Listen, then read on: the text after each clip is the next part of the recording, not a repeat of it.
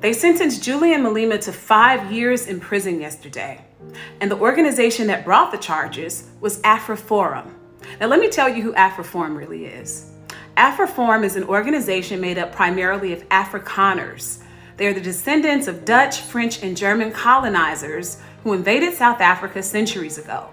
They built their wealth on stolen land, stolen labor, and then they formalized that theft into a system that the world came to know as apartheid. Now they call themselves a civil rights organization, but AfriForum's real purpose is to protect the economic inequality that made South Africa so appealing to European colonizers in the first place. 7% of the population controlling 73% of the land. That is not a community under threat. That is apartheid's blueprint, still running. And when democracy at home refused to protect it, well, they flew to Washington, walked into the White House, and they found a friend who shared their politics. And they asked a foreign government to do what the South African people wouldn't. That friend was Donald Trump. AfriForum lobbied the Trump administration hard. They pushed the lie that white South Africans were victims of genocide. And that lie was enough. Trump cut all aid to South Africa. More than 8,000 healthcare workers lost their jobs overnight. Without those programs, over 600,000 HIV-related deaths could follow in the next decades.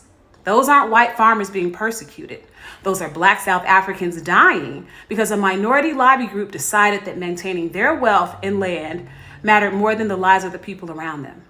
And standing in the Oval Office beside Trump when he ambushed President Ramaphosa on camera was Elon Musk, born and raised under apartheid, who poured hundreds of millions of dollars into putting Trump back in power.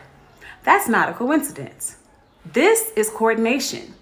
A white minority that lost political control through democracy, using American power to punish an entire nation into submission.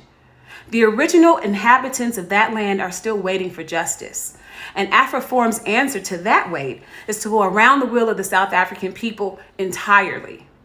African Americans understand this clearly. The same ideology gutting programs for Black South Africans is gutting programs for us. The same machine and the same money. It's the same contempt for Black life dressed up in the language of law and order. From Johannesburg to Chi-Town, from Soweto to Harlem, our struggles have always been connected, and we can't afford to look away.